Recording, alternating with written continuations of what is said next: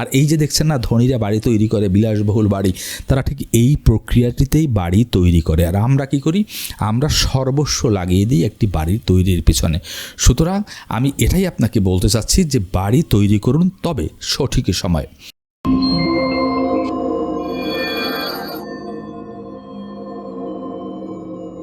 আমাদের সকলেরই একটি স্বপ্ন হলো নিজের একটি বাড়ি তৈরি করা। একটি বাড়ি তৈরি করার জন্য আমরা মরিয়া হয়ে উঠি। আমাদের সমাজ, আমাদের পরিবার একটি বাড়ি তৈরি করার বিষয়টিকে আমাদের মাথার মধ্যে এমনভাবে গেঁথে দেয় যেন আমরা সফলতা মানেই, সফলতার মানদণ্ড হিসেবে একটি বাড়িকেই মনে করি। যাই হোক না কেন, একটি বাড়ি তৈরি করতে পারলে আমরা আমাদেরকে সার্থক মনে করি। এই যে এত প্রচেষ্টার পর, এত পরিশ্রমের পর, এত কিছু বিসর্জন দিয়ে আপনি একটি বাড়ি তৈরি করেন। আচ্ছা, আজকে আমি এই বিষয়ে যদি আপনাকে একটি কঠিন প্রশ্ন করি যে আপনি যে বাড়িটি তৈরি করছেন সেটি কি আপনার সম্পদ হয়ে উঠছে নাকি আপনার বোঝা হয়ে উঠছে? এই যে আপনার বাড়ি তৈরি করছেন, এটি আপনার সম্পদ নাকি লায়াবিলিটি? এটি বুঝতে হলে আপনাকে বুঝতে হবে সম্পদ কাকে বলে, লায়াবিলিটি কাকে বলে। দেখুন, লায়াবিলিটি হলো বোঝা। যে জিনিস আপনি ক্রয় করার পর থেকে সেটি উপর্যুপরি আপনার খরচ বাড়িয়ে দেবে এবং কেনার পর থেকেই তার দাম ডেপ্রিসিয়েট করতে থাকবে, অর্থাৎ কমতে থাকবে। দুটো লক্ষণ হচ্ছে গিয়ে আপনার লায়াবিলিটির। একটি হচ্ছে কেনার পর থেকেই তার দাম কমতে থাকে, দ্বিতীয়ত হলো এটি কেনার পর আপনার খরচকে আরও বাড়িয়ে দেয়। এটিকে বলা হয় লায়াবিলিটি। যেমন আমরা ফ্রিজ কিনি, আমরা এসি কিনি, এগুলো কেনার পর, কিংবা একটা গাড়ি কিনি, এগুলো কেনার পর থেকেই দেখবেন আমাদের বিদ্যুৎ বিল আসা শুরু হয়, গাড়িতে বিভিন্ন ধরনের খরচ আসা শুরু হয়। এগুলোকে বলা হয় লায়াবিলিটি। আর সম্পদ কোনগুলো? সম্পদ হলো যেটি আপনি তৈরি করার পর বা কেনার পর থেকে সেটি আপনার ইনকামকে আরও বাড়িয়ে দেবে। আমি আরও ক্লিয়ার করে বলছি, সম্পদ হলো যেটি আপনার পকেটে আরও টাকা নিয়ে আসবে, আর লায়াবিলিটি হলো যেটি আপনার পকেট থেকে টাকা আরও বের করে দেবে। সুতরাং আশা করি সম্পদ এবং লায়াবিলিটি আপনি বুঝতে পেরেছেন। এখন কথা হলো, আপনি যে থাকার জন্য বাড়িটি তৈরি করছেন সেই বাড়িটি কি আসলেই আপনার সম্পদ হয়ে উঠছে?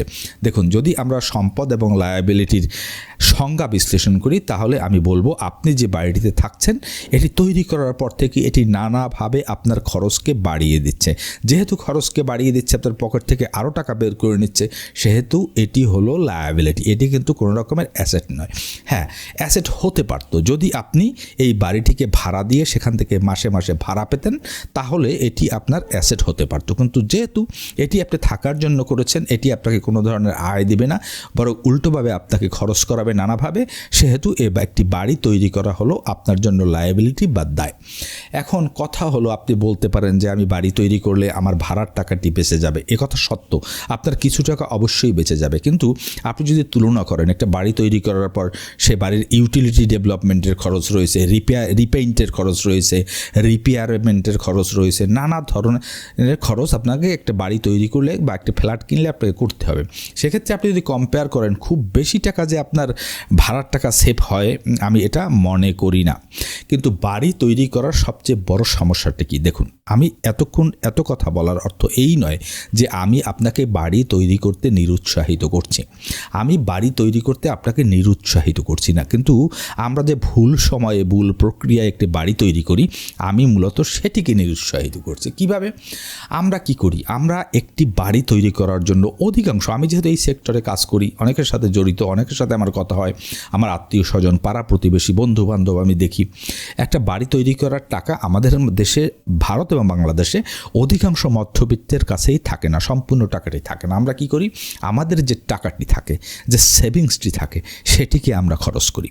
পাশাপাশি দেখা যায় আমরা স্বর্ণ বিক্রি করি, পাশাপাশি আমাদের অন্য কোনো অ্যাসেট থাকলে সেটা আমরা বিক্রি করি, আমরা অন্য কোথাও বিনিয়োগ করে থাকলে সেই বিনিয়োগটিকে বন্ধ করে সেই টাকাটি এনেও আমরা এই বাড়িটি তৈরি করি। এরপরও আমরা বাড়ি তৈরির সম্পূর্ণ টাকা কিন্তু গুছিয়ে উঠতে পারি না। তারপর কি করতে হয়? আমাদেরকে লোন নিতে হয়, হোম লোন নিতে হয়। একটা দীর্ঘ 20 বছর মেয়াদি একটা হোম লোনের ঘানি আমাদের মাথায় নিতে হয়। এখন দেখুন, আপনি একটা বাড়িকে মনে করছেন মর্যাদার প্রতীক, সিকিউরিটির প্রতীক, আবার আপনার বাড়িটিকে আপনি সফলতার প্রতীক হিসেবে দেখছেন। তো এটি অর্জন করতে গিয়ে আপনি আপনার বাদবাকি সব কিছুকে বিসর্জন দিচ্ছেন। এখন এই যে সব টাকা আপনি একটি বাড়ির তৈরিতে লাগিয়ে ফেলছেন, যদি আপনার হঠাৎ করে ক্রাইসিস তৈরি হয় আপনার জীবনে, বড় কোনো ধরনের ক্রাইসিস, আমি এমনও বহু লোককে দেখেছি তখন তাকে বাড়ি বিক্রি করতে হয়েছে। সুতরাং আমি এই ভুল প্রক্রিয়ায় বাড়ি তৈরির বিরোধিতা করি সকল সময়।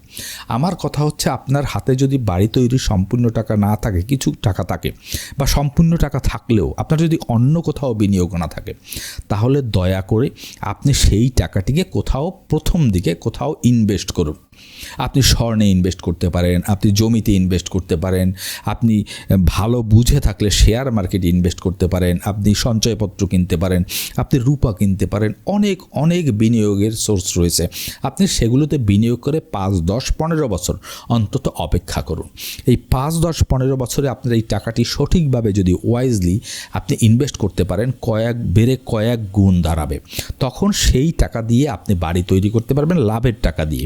আর এই যে দেখছেন না, ধনীরা বাড়ি তৈরি করে, বিলাসবহুল বাড়ি, তারা ঠিক এই প্রক্রিয়াটিতেই বাড়ি তৈরি করে। আর আমরা কি করি? আমরা সর্বস্ব লাগিয়ে দিই একটি বাড়ি তৈরির পিছনে। সুতরাং আমি এটাই আপনাকে বলতে চাচ্ছি যে বাড়ি তৈরি করুন, তবে সঠিক সময়। কখন আপনি বাড়ি তৈরি করতে পারবেন জানেন? হ্যাঁ, আপনি বাড়ি তৈরি করতে পারেন যদি আপনি দেখেন যে সে বাড়িটিকে আপনি ভাড়া দিতে পারছেন, সেখান থেকে আপনার ইনকাম আসবে, তাহলে আপনি তৈরি করতে পারেন। আবার শুধুমাত্র ভাড়া দিলেই হবে না, আপনাকে দেখতে হবে সেখান থেকে আপনার 6 থেকে 8% হারে বার্ষিক রেন্টাল ইল্ড আসছে কিনা, এবং পরবর্তী 10 বছরে ওই বাড়ি বা ওই সম্পত্তির দাম দ্বিগুণ হবে কিনা। এই 2টি ক্রাইটেরিয়া। আমরা অনেক সময় ভাড়া দেবার জন্য বাড়ি তৈরি করি বা বাড়ি কিনি, দেখা যায় যে আমাদের রেন্টাল ইল্ড আসে 3 থেকে 4%। 3 থেকে 4% রেন্টাল ইল্ড আসলে আমি বলবো এটা আপনার কোনো ওয়াইজ ইনভেস্টমেন্ট নয়, এটি আপনার ভুল একটি বিনিয়োগ। এর চেয়ে আপনি যদি ব্যাংকেও টাকা রেখে দিতেন, তার চেয়েও আপনি বেশি রিটার্ন পেতেন। সুতরাং আপনি বাড়ি কিনতে পারেন, কিন্তু আপনাকে দেখতে হবে সেখান থেকে আপনি বাৎসরিক 6 থেকে 8%-এর মধ্যে আপনি রেন্টাল ইল্ড অর্জন করতে পারছেন কিনা। দ্বিতীয় কথা হচ্ছে, এই অ্যাসেট বা বাড়িটির দাম পরবর্তী 10 বছরে দ্বিগুণ হবে কিনা। যদি এই 2টি ক্রাইটেরিয়া ফুলফিল করে, তাহলে আপনি কিন্তু বাড়ি কিনতে পারেন। দেখুন, আমাদের মধ্যে অনেকে কি করে, একেবারে গ্রামের মধ্যেও দেখবেন একটি বাড়ি তৈরি করে রাখছে 20 লাখ, 25 লাখ, 30 লাখ, 40 লাখ, 50 লাখ টাকায়। আপনি 20 লাখ টাকায় একটি বাড়ি তৈরি করলেন, আপনি 5-10 বছর পর গিয়ে সেটির মূল্য হলো 25 লাখ টাকা। তাহলে এ ধরনের বাড়ি করার কোনো মূল্য কিন্তু আমি দেখছি না। এখন তাহলে আপনারা প্রশ্ন করতে পারেন যে আমরা তাহলে কখন বাড়ি করব? দেখুন, আমি একাধিক ভিডিওতে এই কথাগুলো বলেছি। আপনার বাড়ি তৈরি করার আগেও আপনার প্রয়োজন হচ্ছে আপনার অর্থনৈতিক অবস্থাকে মজবুত করা। সেটি সবার আগে জরুরি। সেজন্য আপনাকে সেভ করতে হবে, সঞ্চয় করতে হবে, সঞ্চয়টিকে কোথাও বিনিয়োগ করতে হবে, বিনিয়োগ থেকে আপনাকে সম্পদ বা অ্যাসেট তৈরি করতে হবে, যে অ্যাসেট আপনাকে ভবিষ্যতে এত পরিমাণে ইনকাম দেবে যে ইনকামের একটি অংশ থেকে আপনি বাড়ি তৈরি করতে পারবেন। সুতরাং আপনি তখনই বাড়ি তৈরি করতে পারবেন যদি আপনি ফর্মুলা মানেন। আর যদি ফর্মুলা না মানে নিজের মতো করেন, তাহলে তো আমার কিছু বলার নেই। আপনি একটি কথা কান খাড়া করে শুনে নিন, আপনার সঞ্চয় ঠিক থাকবে, সঞ্চয়ে হাত দিতে হবে না। আপনি যে ইনভেস্টমেন্ট করেছেন, শেয়ার বাজারে বলেন, স্বর্ণে বলেন, জমিতে বলেন, তার ট্রেজারি বিল, বন্ডে বলেন, যত ধরনের আপনার বিনিয়োগ রয়েছে, এই বিনিয়োগগুলো আপনার অক্ষত থাকবে। 2টি কন্ডিশন, একটি হলো আপনার সেভিং চলতে থাকবে, আপনার এমার্জেন্সি ফান্ড চলতে থাকবে, এতে হাত দিবেন না আপনি। পাশাপাশি আপনি যেখানে যেখানে বিনিয়োগ করেছেন বা এখনও করে চলেছেন, এই দুটোই বজায় থাকবে। এরকম পরিস্থিতি বজায় রেখে যদি তারপরও আপনার হাতে বাড়ি তৈরি করার মতো টাকা থেকে থাকে, নগদ ক্যাশ থেকে থাকে, আপনি তখন বাড়ি করুন। এই পরিস্থিতিতে যদি আপনি বাড়ি করেন, তাহলে আপনি শান্তিতে ঘুমোতে পারবেন। আর যদি আপনি আবেগের ফলে ইমোশনাল এক্সপেন্সেসের মধ্যে পড়ে গিয়ে আপনি সামাজিক যে মর্যাদা রক্ষা করার জন্য, আমি বলবো এটি একটি মেকি মর্যাদা, অর্থাৎ এটি নকল একটা মর্যাদা, এটি অর্জন করার জন্য কারোর সাথে পাল্লা দিতে গিয়ে শো আপ করানোর জন্য আপনি যদি একটি বাড়ি জোর করে তৈরি করেন, আমি বহু লোককে দেখেছি রাতে শান্তিতে ঘুমাতে পারে না, তাদের দিন কাটে অভাব আর টানাটানিতে। আমি বহু লোককে বাড়ি বিক্রি করতেও দেখেছি। সুতরাং আমার মেসেজ ইজ ভেরি ক্লিয়ার, আপনি অবশ্যই বাড়ি করবেন, তবে তার আগে আপনার বিনিয়োগ, আপনার অ্যাসেট, আপনার সেভিংস, এইগুলো গড়ে তুলুন। এইগুলো থেকে আপনি যে রিটার্ন পাবেন, সেই রিটার্নের একটা অংশ থেকে আপনি বাড়ি তৈরি করবেন।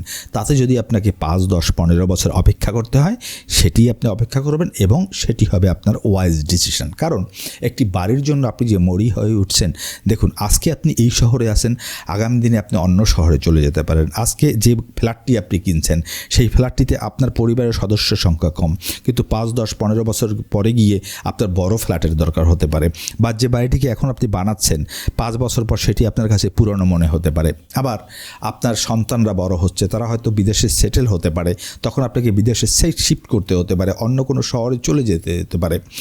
সুতরাং আপনি যে আর্লি একটা বাড়ি তৈরি করবেন, আমি বলবো অপেক্ষা করুন। যদি আপনার সামর্থ্য থাকে আমি বলবো তারপরও অপেক্ষা করুন। 40 বয়স 40 হবার পর আপনি এ বিষয়ে সিদ্ধান্ত গ্রহণ করুন। তার আগে আপনি ইনভেস্টমেন্ট করুন, সম্পদ যত বেশি পারেন সম্পদ তৈরি করুন। আশা করি আজকের ভিডিওতে দেওয়া তথ্যগুলো আপনাদের উপকারে এসেছে। যদি উপকারে এসে থাকে তাহলে আমার ভিডিওতে লাইক, শেয়ার এবং কমেন্ট করে আমার পাশে থাকুন। আর একটি কথা, আপনি যদি নতুন এসে থাকেন আমার এই চ্যানেলে, তাহলে চ্যানেলটিকে সাবস্ক্রাইব করে রাখুন। দেখা হবে নতুন আরেকটি ভিডিওতে। সে পর্যন্ত ভালো থাকবেন। সকলকে ধন্যবাদ।